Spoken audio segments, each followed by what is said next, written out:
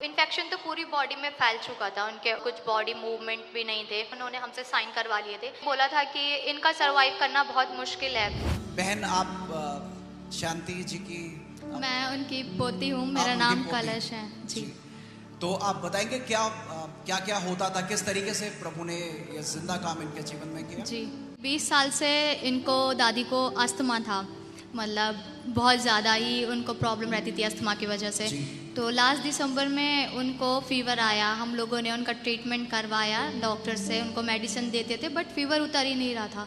तो फिर हमने उनको जनवरी में हॉस्पिटल लेकर के गए एंड देन वहाँ पे ले जाने के बाद उनको एडमिट करने के लिए भी डॉक्टर्स मना कर रहे थे क्योंकि उनका एज ज़्यादा था, तो वो अपने हॉस्पिटल्स का रिकॉर्ड ख़राब नहीं करना चाहते थे। जी कितने कितने हॉस्पिटल्स में आप हमने 3 हॉस्पिटल्स चेंज किए थे।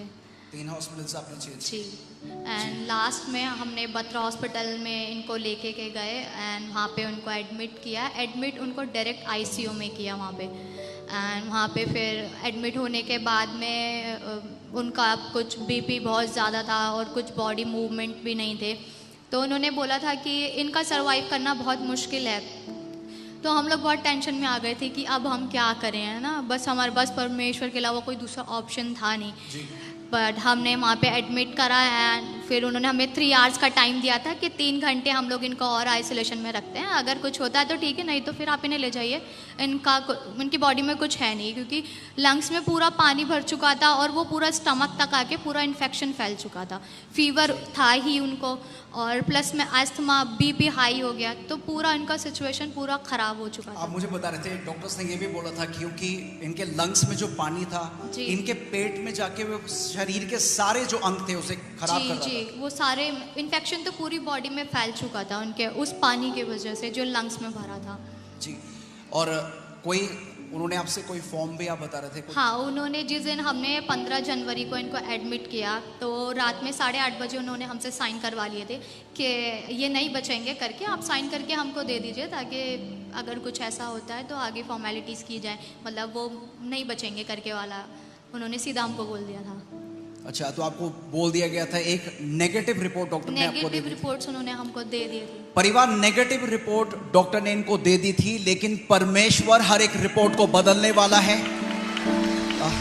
धन्यवाद करते हैं। तो उसके बाद जब आपको ये रिपोर्ट दे दी गई थी तो आप बता रहे थे कि आप FOLJ में 2025 से आप लोग यहाँ पे रोपे गए हैं। जी ठीक है, फिर क्या उसके बाद क्या हुआ था इनके साथ? हमारे अपोस्टल जी हमें सिखाते हैं कि कुछ भी गलत नहीं करना, जो भी नेगेटिव रिपोर्ट्स दे रहे हैं डॉक्टर्स, हम उसको रिजेक्ट करते रहे, कैंसिल करते रहे यीशु के नाम से। एंड हमने अधिकार लिया इस बीमारी के ऊपर, इन नेगेटिव रिपोर्ट्स के ऊपर। फिर उसके बाद 3 दिन बाद अनॉइंटिंग ऑयल हुई सर्विस। मैं और मेरी बुआ यहाँ पर आए, दादी हॉस्पिटल में थी, पूरी फैमिली वहीं पे थी, सब परेशान थे कि पता नहीं क्या हो जाएगा, कब क्या सिचुएशन हमारे संग में हो। बट हमारा फेथ था कि हमारे परमेश्वर ने मेरी दादी को दीर्घ आयु से तृप्त किया है और वो उसके कोड़े खाने से चंगी हो गई है। जब डॉक्टर्स ने उम्मीद छोड़ दी थी तो जो प्रभु के लोग हैं उन्होंने उम्मीद नहीं छोड़ी। यही होता है जब जिंदा शिक्षा के अधीन आ पाते हैं, ऐसी परिस्थिति में वो आपको उठा के खड़ा कर देता है।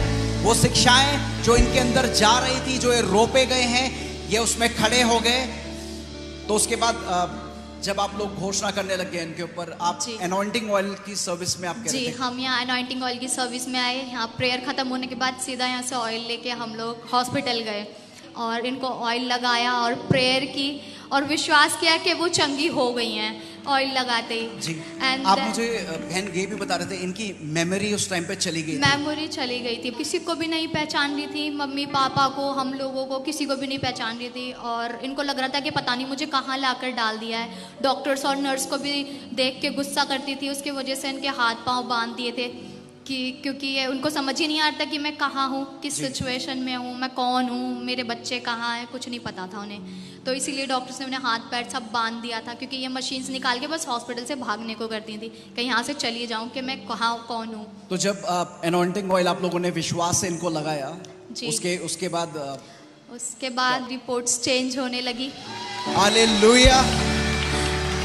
ये बता रहे हैं जब अभिषेक तेल को विश्वास से इन्होंने लगाया, अगले ही दिन वो मिरेकल हुआ।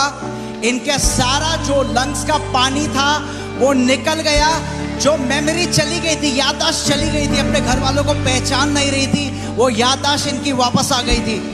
उसके बाद धीरे धीरे क्या हुआ था, इनके शरीर में वो जान वापस आने लगी। जी, वो जान वापस आने लगी। अगले दिन से वो पापा को पहचानने लगी, फिर हम लोगों को पहचानने लगी। हालेलुया। नॉर्मल हो गई। डॉक्टर्स ने हाथ पैर सब खोल दिए और जो भी इतने ज़्यादा मशीन्स में उनको रखा था वो सब धीरे धीरे हटने लगे उनके शरीर से।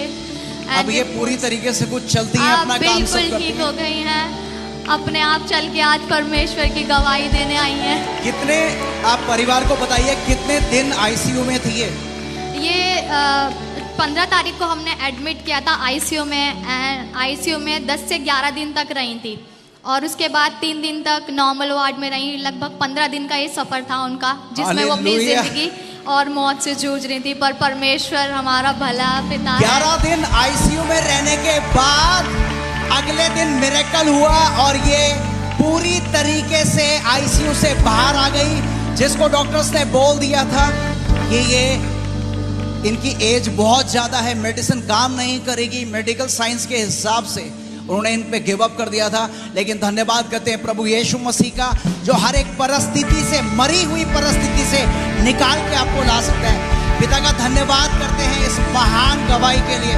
प्रभु तेरा धन्यवाद हो।